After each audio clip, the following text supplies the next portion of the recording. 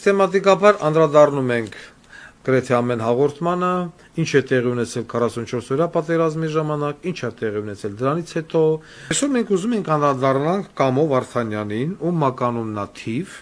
վերջինս ՀՀՊՆ, այսինքն Սուրեն Պապիկյանի խորհրդականն է։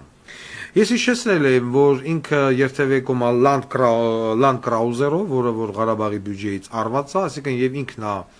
նման մեքենայով ֆռում եւ բանպաշտպանության նախարարը։ Կամո Վարդանյանը 800 միլիոն դրամ փող ստացել Արցախի բյուջեից, մենք դրա մասին ասել ենք, cash, որ իրեն տվել են կանխիկ։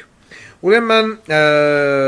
ես սրա մասին խոսեցի երեք, երբ հյուրընկալվել էի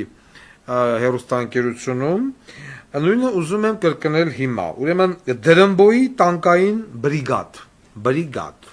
որը որ ցույց տվեց ընկեր Ալիևը, որտեղ որ կանգնած էր $1.5 միլիարդ ընդհանուր սպառազինություն։ Հիշեցնեմ, որ Արցախի վերնախավը մեկ ստորակ դաշնակ բոզի տղեկով, մեկ ստորագրությունով հանձնելով Արցախը, Ադրբեջանին թողեցին $1.5 միլիարդ սպառազինություն, որից որ տպավորված էր անգամ Ադրբեջանի ղեկավարությունը։ Եվ ոչ մեկ չհամարձակվեց այդ սպառազինությունը պայթացնել, վառել, ոչնչացնել, ոչ, ավելին, Արցախի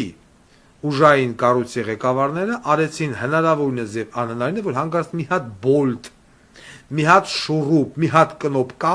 զինտեխնիկայի վրից չվնասվի։ Ոնց կա, այտենց ցելոֆանով հանձնեցին ադրբեջանական բանակին։